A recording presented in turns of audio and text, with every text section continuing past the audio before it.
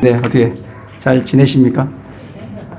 아이고, 저도 뭐 청주에 갔다가 저희 집에 오니까 어제 저희 집안의 온도가 34도더라고요.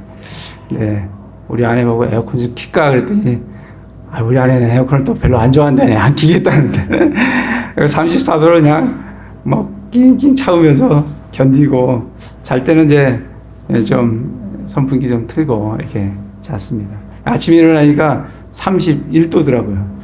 하나님께서 정말 이 거대한 거를 3도씩이나 낮추시는, 하룻밤 자니까 3도가 낮아지는 놀라운 그런 일들이 있습니다. 아무튼 더우실 때 건강 조심하시고 운동 열심히 하시고 몸 관리 잘 하시기 바랍니다.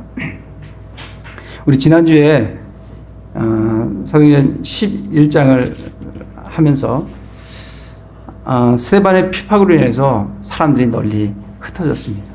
그래서 거기 있는 사람들이 안디옥까지 가서 그리스 말하는 사람들에게 복음을 전했습니다.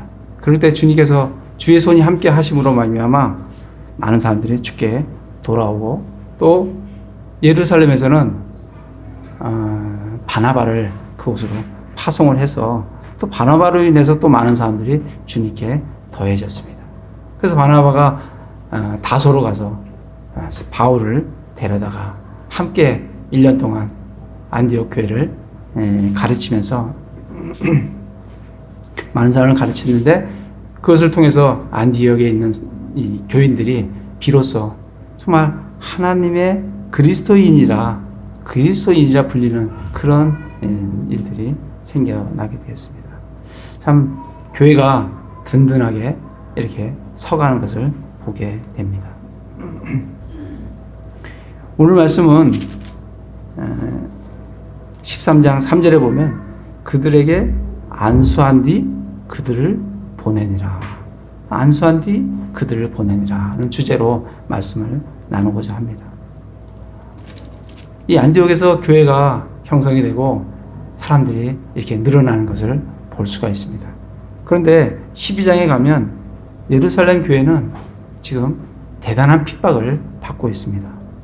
헤로드 왕이 야고보를 죽이고 또 베드로를 감옥에 집어넣게 됩니다. 그렇게 핍박이 되지만 12장 24절에 보면 그러나 하나님의 말씀은 잘하고 크게 불어나더라. 핍박이 있지만 늘 핍박이 있는 곳에 한편으로는 하나님의 말씀은 자라나고 그리고 크게 불어나는 것을 볼 수가 있습니다. 12장 25절에 보면 바나바와 사울은 자기들의 사역을 마치고 마가라는 이름의 요한을 데리고 예루살렘에서 안디옥으로 돌아오게 됩니다.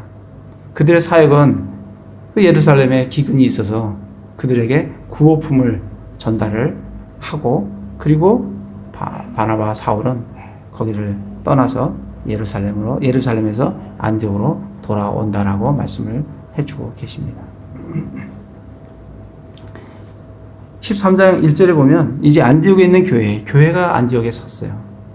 그 교회에 어떤 대언자들과 교사들이 있었으니 곧 바나바와 니게를 하는 시므온과 구레네의 누기오와 사분영주 헤롯과 함께 양육받은 마나엔과 사울이더라. 이게 총 5명의 대언자와 교사들이 있다라고 말씀을 해주고 계십니다. 이 당시에 이 교사라는 의미는 우리 에베소서 잠깐 가서 보겠습니다. 에베소 4장을 보시면, 에베소 4장에 보시면 4장 11절에 그분께서는 더러는 사도로, 더러는 대언자로, 더러는 복음 전도자로, 더러는 목사 겸 교사로 주셨으니, 이 당시 교사라는 의미가 단순한 지금 우리 시대에 얘기하는 교사 그 의미를 좀 넘었습니다. 이 당시 교사라는 의미는 목사 겸 교사로 주셨으니, 이런 의미를 가지고 있습니다. 그래서 이 안디옥 교회에 5명이라는 이 대언자들과 교사들이 있었습니다. 첫 번째가 바나바고, 두 번째가 니게르라는 시므온이에요. 성경에서 단순히 시므온 그러면 되겠는데 거기다가 니게르라 하는 시므온 이렇게 붙여주시면 그 니게르가 우리에게 주시는 정보가 있어요. 일단 한번 찾아보시는 게 굉장히 좋습니다. 니게르라는 시므온. 그래서 니게르가 한번 이렇게 찾아보시면 니게르는 라틴어입니다. 라틴어인데 이 의미는 뭐냐면 검은색이라는 의미예요. 검은색. 그러니까 검은색이라 하는 시므온가. 이 의미를 주시면서 이 시므온이 유대인이 아니라 이방인이며 흑인이라는 것을 우리에게 암시를 던져주고 있습니다. 그래서 니게르라는 시므온이 있었고 또 구레네의 루기오. 이 루기오도 그냥 루기오가 아니라 구레네의 루기오. 구레네는 어디냐면 이집트 옆에가 뭐가 있냐면 리비아라는 나라가 있어요. 그 리비아의 북부 지방에 있는 도시가 구레네예요. 그러니까 북아프리카라는 얘기입니다. 그러니까 루기오가 뭐냐면 루기오도 유대인이 아니라 북아프리카 출신이라는 얘기입니다. 그러니까 이방인이라는 얘기예요. 아니면 개종을 했거나 그런 의미를 갖고 있습니다. 그 다음에 세 번째는 사분영주 헤롯과 함께 양육받은 마나엔과, 여기도 마나엔 이렇게 해도 되겠는데 사분영주 헤롯과 함께 양육받은 마나엔 이렇게 표현을 해주고 있습니다. 그럼 사분영주 헤롯은 누군가 그걸 좀 살펴보기 위해서 누가복음을 잠깐 가보겠습니다. 누가복음 3장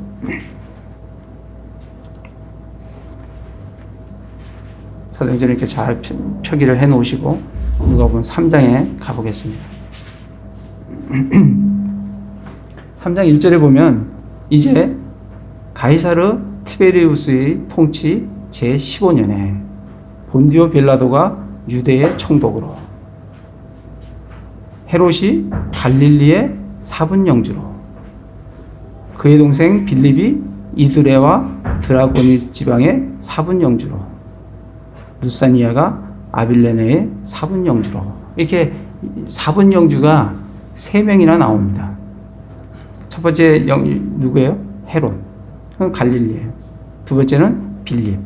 세 번째는 루사니아. 이렇게 사분영주가 3명이 나옵니다. 근데 사분영주라는 의미는 한 지역을 4개로 나누어서 한 지역을 담당하는 사람을 사분영주라고 합니다. 그러니까 사실 한 명이 더 있어야 되죠. 한 명이 더 있어야 되는데 한 명은 이미 폐위를 당했습니다. 누구냐면 아켈레오라는 사분영주예요. 그가 폐위를 당하고 누가 그 자리에 들어왔냐면 본디오 빌라도가 유대를 다스렸던 아켈레오가 폐위를 당하고 그 유대를 누가 다스리냐면 로마에서는 총독을 파견해서 총독이 직접 거기를 다스리도록 했습니다. 맨 처음에는 사분영주가 4명이었죠. 아켈레오, 그 다음에 헤롯, 빌립, 루사니아 이렇게 4명이 돼 있었습니다.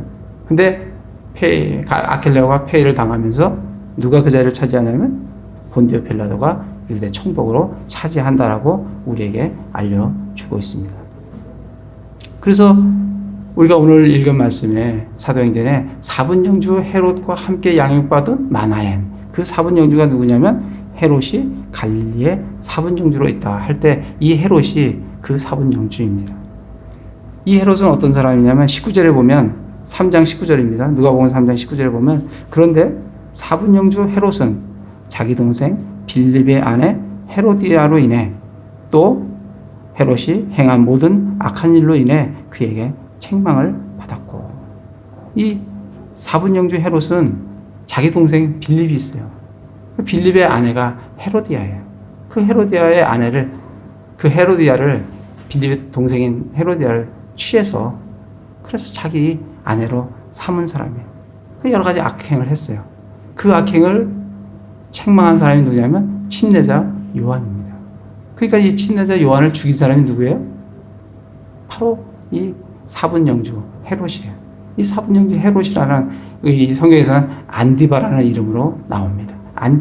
안디바라는 헤롯, 사분영주 헤롯이 누굴 죽이냐면 이 침례자 요한을 죽입니다. 그리고 오늘 우리가 읽은 말씀, 사분영주 헤롯과 함께 양육을 받은 마나엔이라는 이 사람이 바로 이 사분영주 헤롯과 함께 양육을 받은 사람입니다. 그리고 19절에 보면, 그 3장 19절에 보면 그 자기 동생 빌립이 있죠. 이 빌립이 헤로디아를 아내를 뺏긴 다음에 다른 또 자기 아내와 아들을 낳는데, 그 아들의 이름이 뭐냐면 아그리파, 헤롯 아그리파 1세예요. 그 헤롯 아그리파 1세가 뭐 한 사람이냐면, 오늘 우리가 사도행전 12장에서 읽으면서 헤롯 왕이 누굴 죽여요? 야고보를 죽입니다. 야고보를 죽인 사람이 바로 헤롯 아그리파 1세예요. 그리고 이 헤롯 아그리파 1세가 또 아들을 낳아요. 그 아들이 이름이 뭐냐면 헤롯 아그리파 2세예요. 그 헤롯 아그리파 2세가 뭐 한 사람이냐면, 나중에 사도행전 26장에 가면 사도 바울을 신문하는 그 왕이 헤롯 아그리파 2세입니다. 이 정도 배경을 좀 아시는 게 굉장히 좋습니다. 그래서 다시 정리를 하면, 헤롯 대왕이 있어요. 헤롯 대왕은 마태복음 2장에서 예수님을 죽이려고 베들레헴에서 2살 아래로 다 죽인 왕이 헤롯 대왕이에요. 그 2세대가 여기 나와 있는 4명의 사분 영주 사람들입니다. 아켈레오가 있고, 그다음에 헤롯이 있고, 그다음에 빌립이 있고, 루사니아가 있고, 그리고 그 헤롯이 자기의 동생의 아내를 취했던 그 사분 영주가 아닌 그 빌립이 다른 아내와 사이에서 난 사람이 헤롯 아그리파 1세입니다. 그 사람이 야고보를 죽인 사람이에요. 그리고 거기서 다시 아들이 태어나는데 그 사람이 헤롯 아그리파 2세입니다. 그 사람이 나중에 사도 바울을 신문을 하게 됩니다. 그래서 오늘 우리가 다시 사도행전으로 와서 사분영주 헤롯과 함께 양육받은 마나엔, 이렇게 되어 있어요. 이 사분영주 헤롯은 누구냐면 헤롯 안디바예요. 누구를 죽였어요? 침례자 요한을 죽인 안디바입니다. 근데 이 사람과 양육을 받았다는 거예요, 함께. 그럼 이 사람이, 헤롯이 언제 태어났냐면 BC 20년에 태어났어요. 그리고 AD 39년에 죽습니다. 그러면 이 사분영주 헤롯과 함께 양육받은 마나엔의 나이를 우리가 추정할 수가 있어요. 이 사람도 함께 양육을 받았으니까 뭐 BC 20년에 안 태어났겠습니까? 그 정도 근방에서 태어났을 거예요. 그리고 지금 사도 바울이 1차 선교 여행을 떠나는 그 시기가 AD 45년이에요.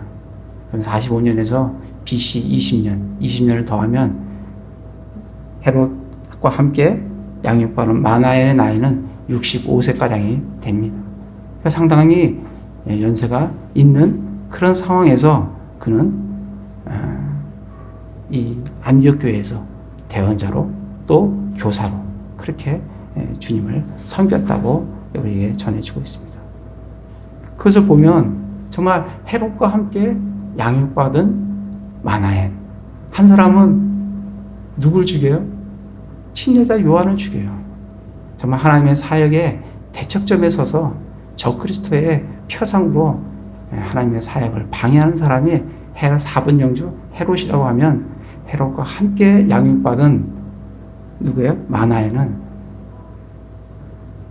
주님을, 안디옥에서 주님을 섬기며 주님의 일을 하는 그러한 전혀 다른 길을 걷고 있다는 것을 우리가 성경에서 볼 수가 있습니다.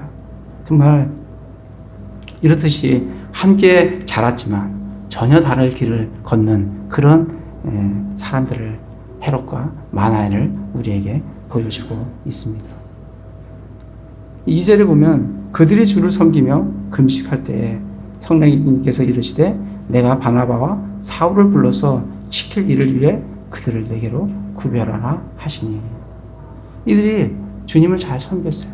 정말 주님을 섬기며, 그리고 또 금식하며, 이렇게 주님을 잘 섬기는데 성령님께서 바나바와 사울을 불러서 시킬 일을 위해 그들 내게로 따로 구별하라고 말씀을 하고 계십니다. 그래서 그들이 3절에 금식하며 기도하고 그들에게 안수한 뒤에 그들을 파송을 하게 됩니다. 그들을 보내게 돼요.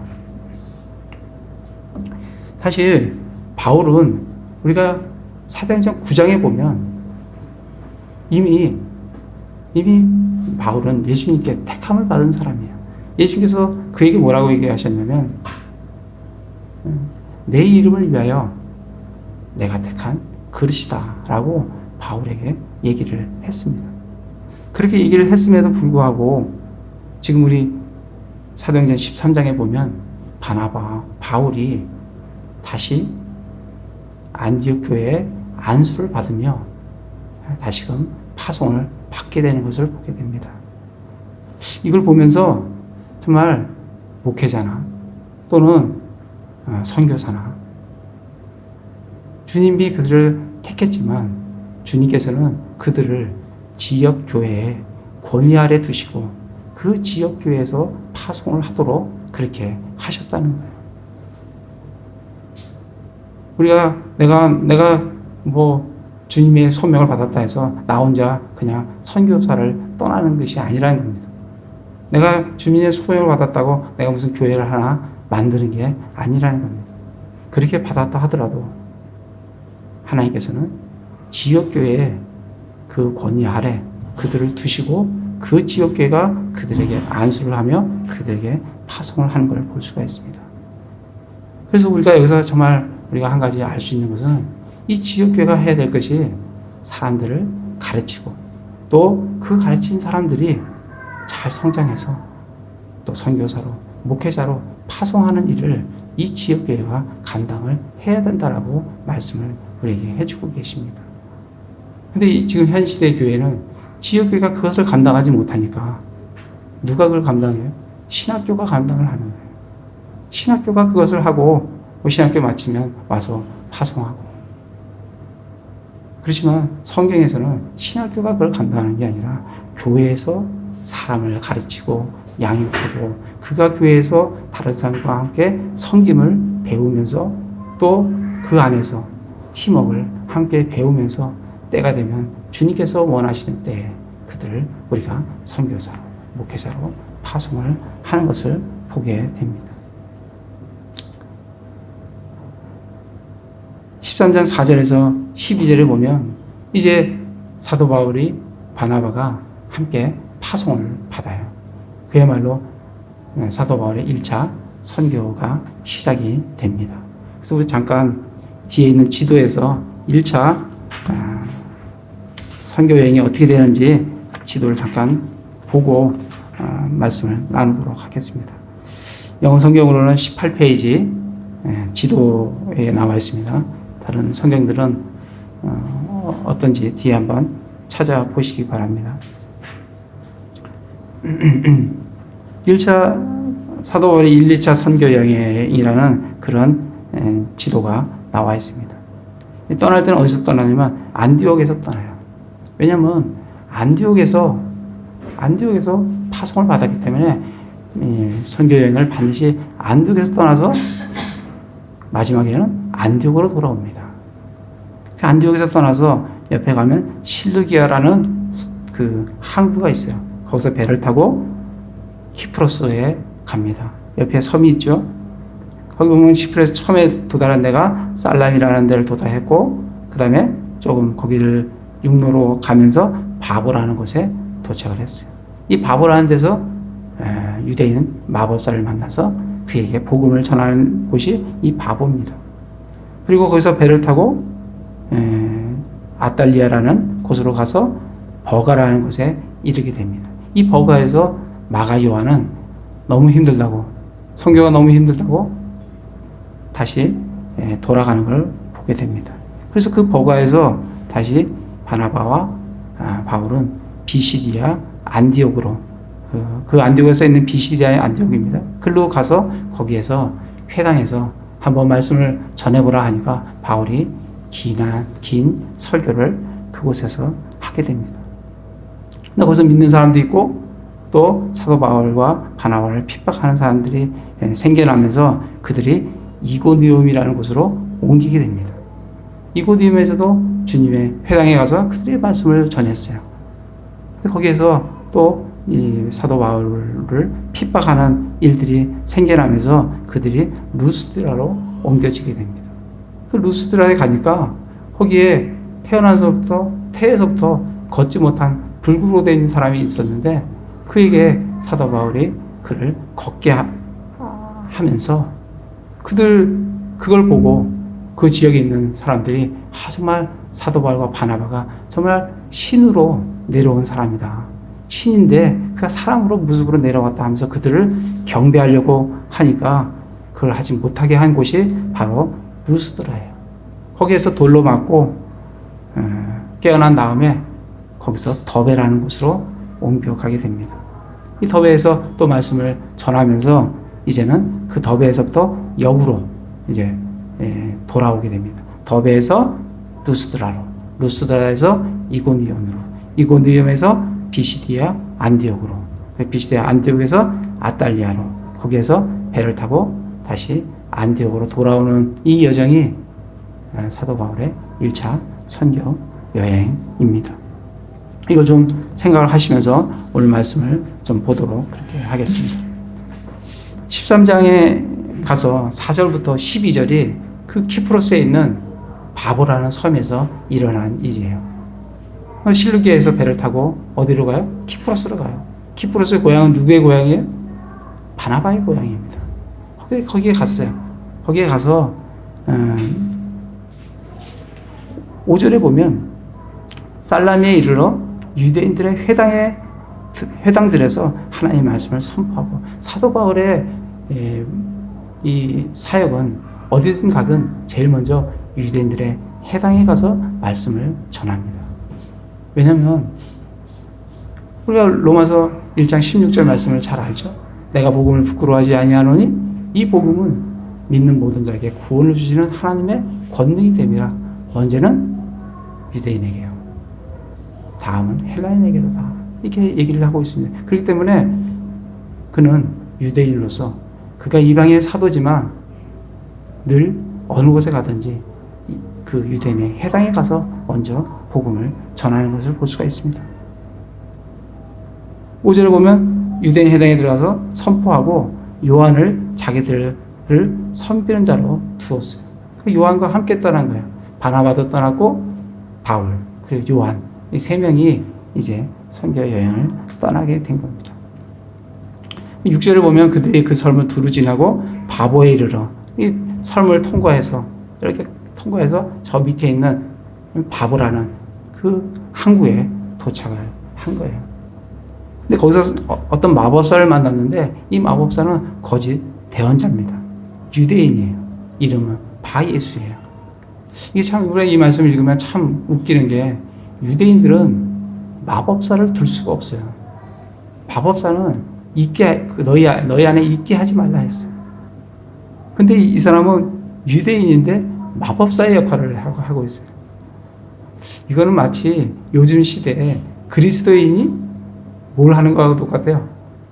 점쟁이 하는 거하고 똑같습니다. 그리스도인이 점쟁이를 하고 있어요. 그게 가능할까요? 네? 그렇게 하고 있다는 겁니다. 유대인이면서 마법사의 역할을 지금 하고 있어요. 근데 그가 7절에 보면 그 지방의 총독인 서기오 바울과 함께 이렇게 있어요. 근데 이 서기오 바울은 대단히 분별력이 있는 사람이에요. 그래서 정말 하나님의 말씀을 듣기를 원해요.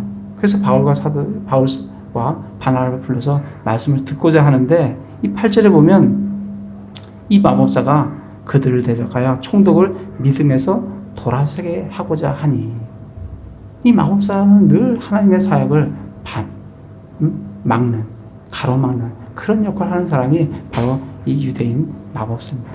그랬을 때 9절 10절에 사울이 성령님을 충만해서 그에게 책망하고 그의 눈이 멀게 하는 것을 볼 수 있습니다. 그걸 통해서 12절에 총독이 이루어진 일을 보고 주님을 믿게 되는 것을 볼 수가 있습니다. 우리 이 4절에서 12절 이 말씀을 보면서 선교라는 것은 늘 영적인 싸움이라는 것을 우리가 보게 됩니다. 그냥 정말 혈과 살과 이런 육적인 싸움이 아니라 영적인 싸움이라는 것을 우리가 늘 보게 됩니다. 에베소서 6장을 잠깐 가보겠습니다. 에베소서 6장.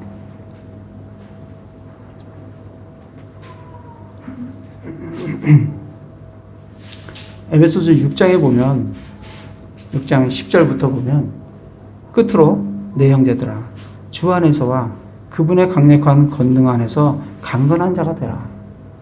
너희가 마귀의 관계를 능히 대적하며 서기 위해 하나님의 전신 갑주를 입으라. 우리는 살과 피와 맞붙어 싸우지 아니하고.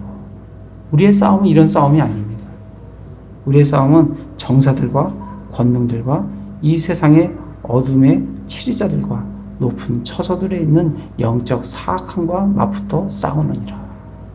그러니까 우리의 싸움이 이런 싸움이라, 영적인 싸움이에요. 그러니까 이 싸움에서 내가 육적으로 나가면 100점 100패입니다.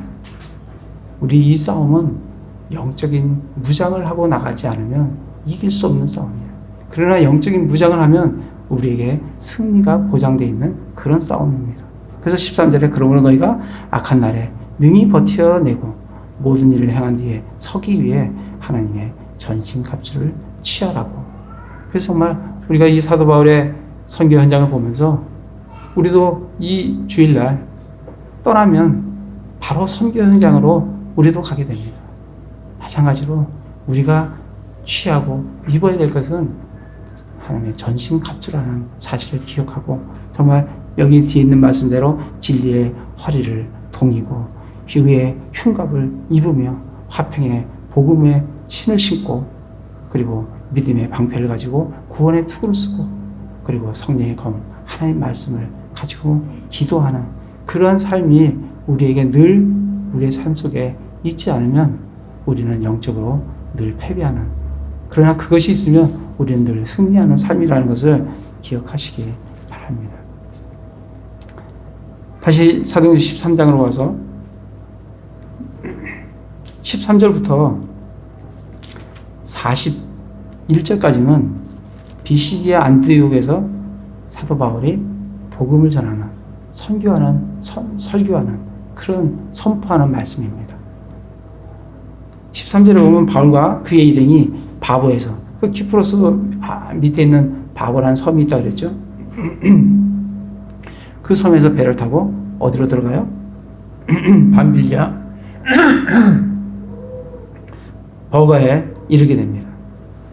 이 버가에 이르렀을 때 13절에 보면 요한은 그들을 떠나 예루살렘으로 돌아가 버렸어요. 이 여정이 너무 힘든 거예요. 뭐가 힘들었는지는 잘 모르겠지만 사실 선교 여행이라는 게 지금도 힘든데 그때 당시에 얼마나 힘들었겠습니까? 저는 배 타는 게 굉장히 힘이 듭니다. 예전에 우리 가족이 한번 충무에 가서 한려수도를 한번 보려고 한번 갔었어요. 그래서 또 이 욕심이 많아갖고 또 이 6시간짜리 제일 긴 배를 덜렁 예약을 했는데 이거 배 한 30분도 못해서 저는 멀미를 하고 막 완전히 구토를 하고 너무 힘들었어요. 그래서 관광이고 뭐고 하나도 저는 눈에 들어오는 게 참 없습니다. 정말 요한도 그런지 몰라요. 정말 바보에서 배를 타고 밤빌리아 버가로 가는데 거기서 정말 그런 멀미로 인해서 어려운지 아니면 그런 하루하루 이 여정이 힘들었는지는 모르겠지만 그런 어쨌든 예루살렘으로 돌아가 버렸어요. 그리고 14절 보면 그들이 버가를 떠나서 그 내륙 안쪽으로 들어가죠. 비시디아 안디옥으로 들어가서 안식일에 회당에 동일하게 회당에 들어가는 걸 볼 수가 있습니다. 그리고 치리자들이 율법을 다 낭독한 후에 사람들을 보내서 형제들에게 권면할 말이 있으면 해봐라 라고 요청을 하니까 16절에 바울이 일어나서 하나님을 두려워하는 사람들아 너희는 들으라 하면서 설교를 선포를 하나님의 말씀을 선포를 17절부터 하게 됩니다. 이 말씀을 보면서 정말 우리도 언제든지 이러한 기회가 온다는 겁니다. 이거 얼마나 좋은 기회예요. 할 말 있으면 해봐라 라고 하고 싶어도 가서 막 그냥 얻어맞으면서도 하는데 얼마나 좋은 기회예요. 할 말 있으면 해봐라. 그때 우리가 준비가 되어 있어야 돼요. 준비가 되어 있어야 한다는 겁니다. 사도 바울은 철저하게 잘 준비가 되어 있는 사람이에요. 해봐라 했을 때 일어나서 이스라엘 역사서 그 아브라함, 모세 때부터 시작해서 쭉 예수님이 어떻게 오신 것을 쭉 설명을 하는 걸 볼 수가 있습니다. 우리 베드로전서 1장 15절에 한번 가보겠습니다. 베드로전서 1장 15절, 3장 15절.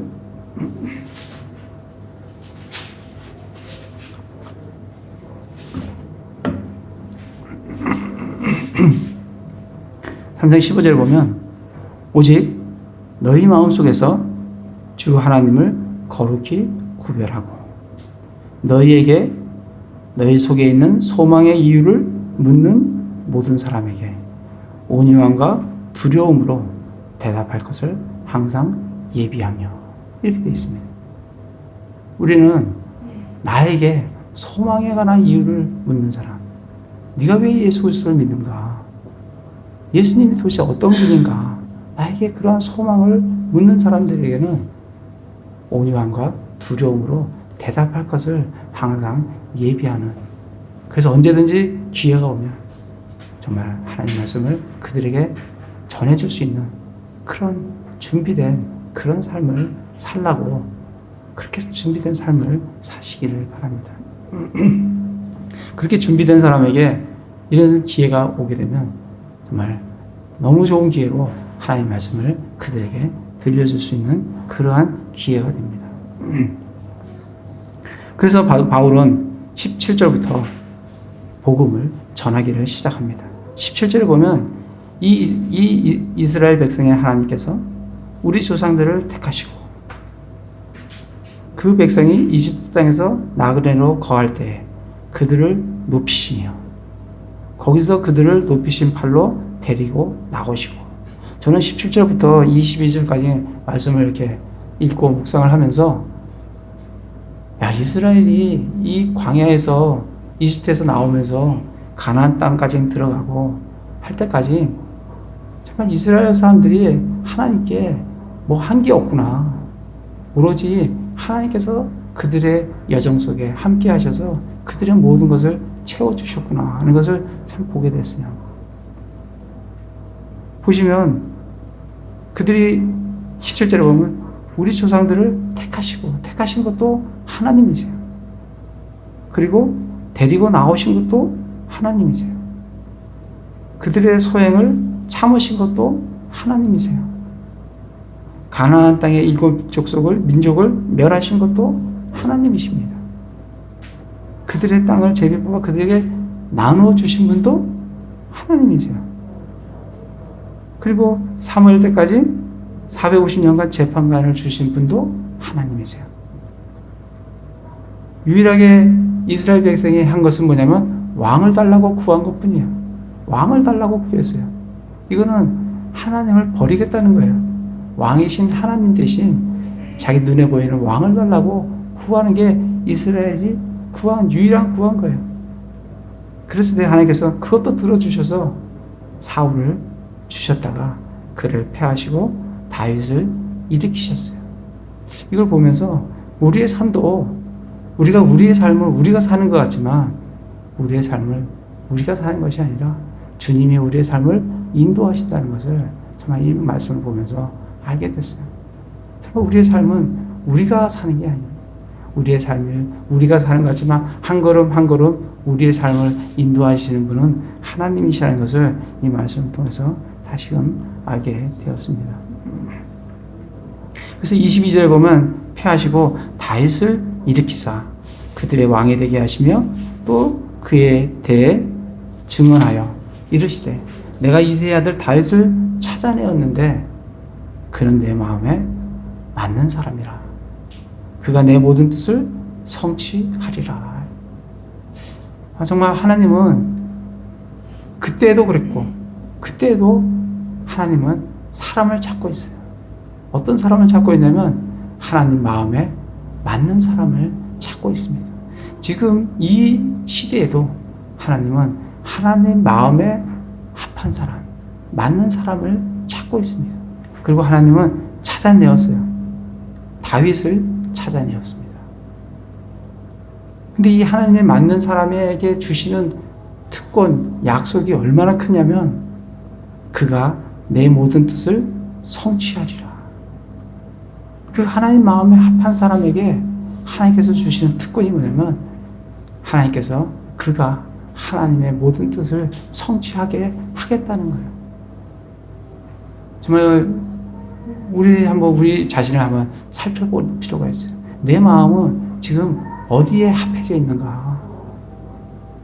정말 내 마음은 이 세상에, 탐욕스러운 이 세상에 합해져 있는가? 아니면 내 자신에게 합해져 있는가? 아니면 정말 하나님 마음에 합해져 있는가? 우리가 하나님 마음에 합해져 있다고 하면 하나님께서는 우리에게 놀라운 약속을 주십니다.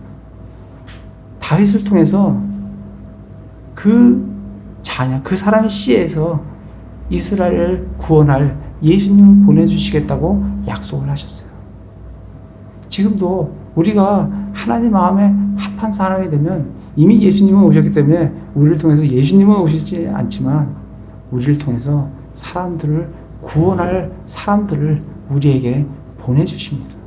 우리가 복음을 전해서 사람들을 구원할 수 있고 또 우리에게 보내주신 그 사람들을 통해서 또 다른 사람들을 구원할 수 있는 그 일을 우리를 통해서 하실 수 있는데 그것은 우리가 하나님 마음에 합한 마음을 갖고 있으면 하나님께서 우리에게 우리를 통해서 그 일을 하시겠다고 말씀을 해주고 계십니다.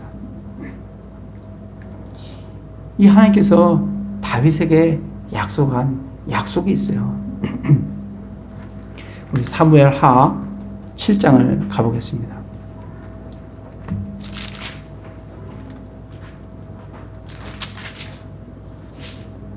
사무엘하 7장을 보시면 이 제목 자체가 다윗과 맺은 하나님의 언약 이렇게 되어 있어요. 다윗이 뭐길래 하나의 인간입니다. 사람이에요. 그가 뭐길래 하나님께서 다윗과 언약을 맺습니까? 다윗이 유일하게 하나님께 내세울 수 있는 건 뭐냐면 그의 마음이 하나님께 합해졌다는 거예요. 그의 마음을 하나님께 주었다는 거예요. 하나님 마음과 동일한 마음을 품었다는 거예요. 그랬을 때 하나님께서는 다윗과 놀라운 약속을 맺는 게 이 사무엘하 7장입니다. 이 사무엘 7장 1절에 보면 주께서 왕에게 사방에 안식을 주셨어요. 이제 이스라엘이 정말 평안한 그런 이스라엘이 됐어요. 그러니까 이 다윗이 나는 백향목 집에 거하는데 2절에 보면 하나님의 궤는 저기 휘장 안에 있다. 그러니까 나단이 마음에 원하는 대로 하세요. 그러니까 자기는 하나님의 성전을 짓고 싶은 마음이 있었어요. 그러니까 4절에 주님께서 나단에게 임하셔서 다윗에게 고해라. 그가 내 집을 짓겠느냐? 아니다. 그러면서 6절, 7절 이렇게 쭉 보시면 내가 누구에게 어느 지파에게 내 집을 왜 안 지었냐라고 얘기한 적이 있느냐? 그렇게 얘기하시면서 8절에 보면 내가 다윗 너 양치는 목동에서 너를 끄집어내서 내가 이스라엘 치리자로 삼지 않았냐? 네가 어딜 가든지 너와 함께 함으로써 네가 승리하는 삶을 살게 하지 않았냐? 네가 나를 위해서 집을 짓는 게 아니라 11절에 보면 또한 주가 친히 너를 위해 집을 세우리라고 그에게 얘기를 해라. 그렇게 말씀을 하십니다. 그러니까 다윗이 하나님을 위해서 집을 짓는 것이 아니라 하나님께서 다윗의 집을 세우시겠다고 다윗의 왕가를 지속적으로 세우시겠다라고 약속을 하십니다. 그러면서 12절부터